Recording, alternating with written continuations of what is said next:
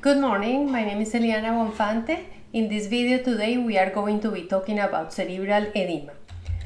When we are analyzing brain CT, we are measuring the density of the tissue, which means that we send an X-ray going through it and we are going to measure how much that tissue stops the X-ray from traversing it.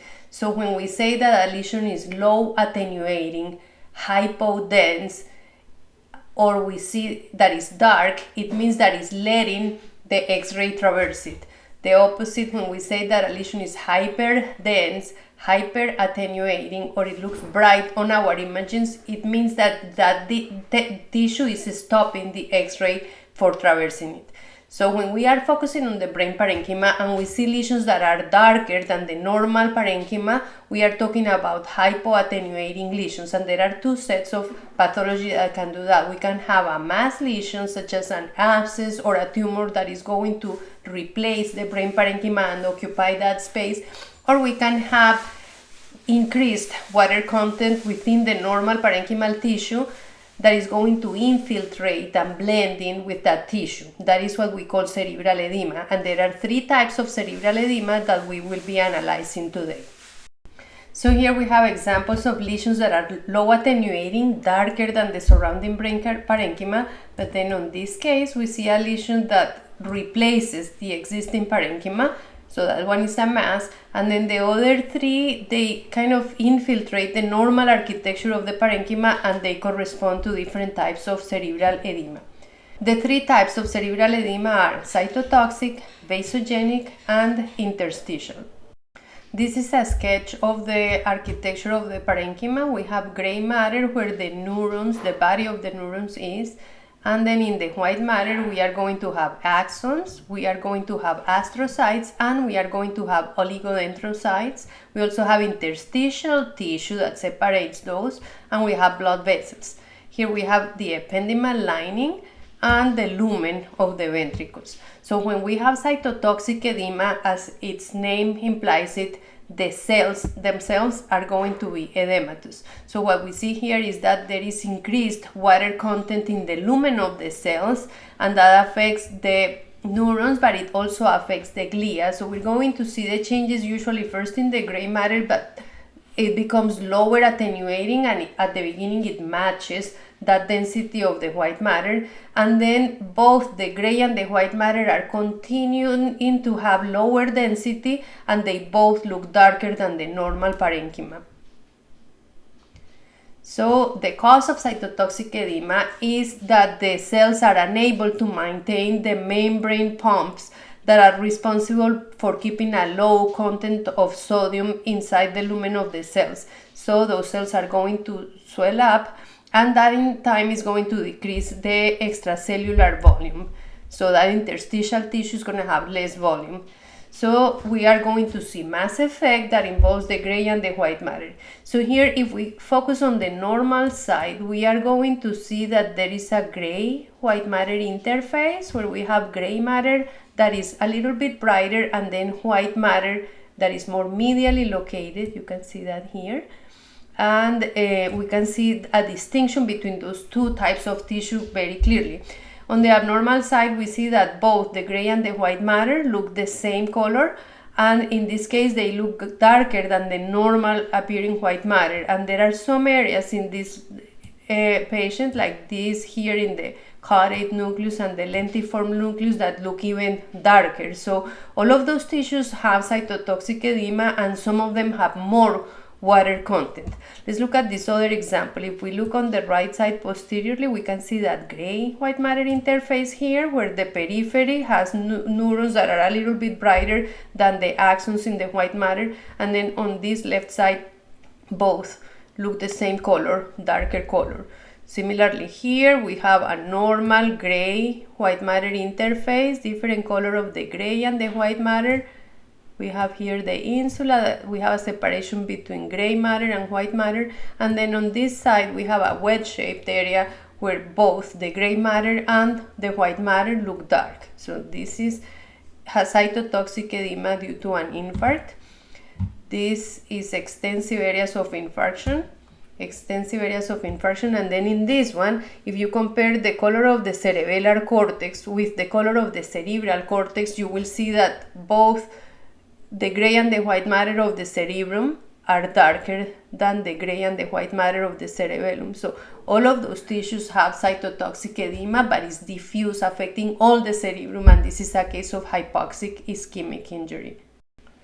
So cytotoxic edema affects the gray matter, and then it involves the white matter as well. It is not caused by endothelial dysfunction or changes in the capillary permeability, and it is mainly caused by stroke, metabolic or toxic insults, and encephalitis. Now, vasogenic edema. We go back to our normal sketch of the tissues, and in vasogenic edema we are going to have leaky blood vessels that are going to let more water content go from the vessels to the parenchyma, and all the interstitial tissue of the white matter is going to be filled with increased water content. So it's going to have a wavy appearance because it's only going to involve the white matter, sparing the gray matter. So that distinction between the gray and the white matter is going to be accentuated on our images. So let's see some examples. This patient has a mass here. So it's a lesion that has a component that is similar in density to the cortex and a low attenuating component in the center, and it is surrounded by this low attenuation that is not replacing but is infiltrating the brain parenchyma. And then you see, let's look at the gray white matter interface on the normal side. We can see the gray matter in there, the white matter, two different colors, but the difference is rather subtle. And here you can see how that difference in the density of the gray and white matter is very accentuated. So this is a typical example of a mass with surrounding vasogenic edema. Here on the left side, if you look, you have to squint a little bit on this window to see the distinction between the gray and the white matter, but you can see that there are two different densities in there in the right cerebral hemisphere. Now we go to the left anterior frontal lobe. First of all, we see mass effect. We see how the ventricles are displaced, the midline structures are going to the other side, but you see how the distinction between gray and white matter is very accentuated here. So this patient had a dural-based mass lesion that was causing vasogenic edema.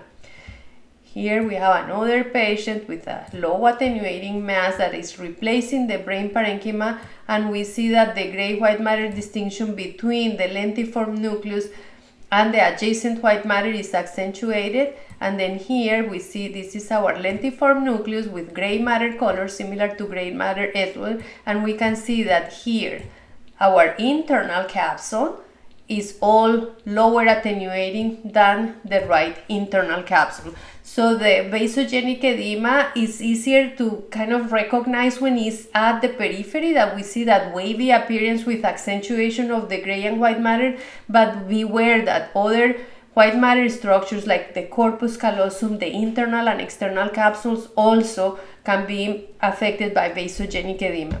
Here we have one more example where that gray-white matter interface in the outside and also in the inside along the cingulate gyrus is affected by vasogenic edema. So these causes, the causes of vasogenic edema are a disruption of the blood-brain barrier, and we are going to have increased water content in the extracellular compartment because there is leakage of fluid from the capillaries. It's more frequently seen around brain tumors, cerebral abscesses, maturing cerebral contusions, and intracranial hemorrhage.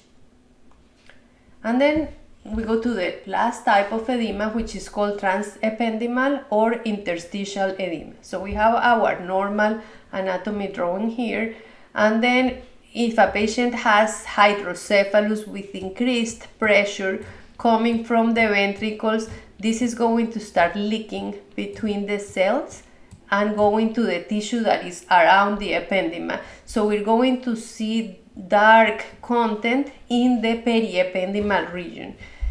So it's secondary to increased pressure in the lumen of the ventricles. Is more frequently seen along the edges of the lateral ventricles, more frequently seen posteriorly, and is in the setting of acute hydrocephalus. When the hydrocephalus is chronic, the body usually compensates and that edema around the ventricles is no longer seen. So here are some examples. We see a patient with very large ventricles, and we see that low attenuation of the white matter around the ventricle is increased. If you compare it to the subcortical white matter here near the ventricles, you see these areas here and around the ventricles that look a little bit darker than the background of the white matter.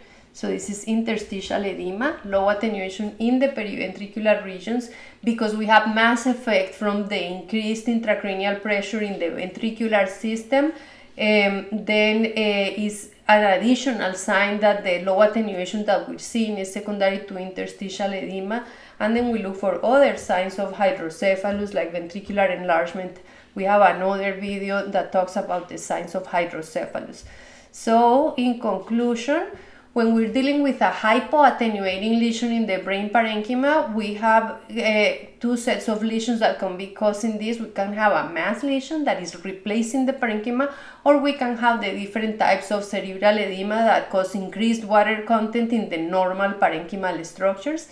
If that is the case, there are three types of edema: cytotoxic, that is going to be swelling of the cells, and it starts at the gray matter with lower density of the gray matter, low distinction between gray and white matter, and then both of them, the gray and the white matter, are going to look darker, and is caused by a metabolic insult, encephalitis, or ischemia. Then we have vasogenic edema, that is leaky capillaries due to disruption of the blood-brain barrier, and it's surrounding different lesions like tumors, hemorrhages, infection, and is going to have that increased distinction between gray and white matter.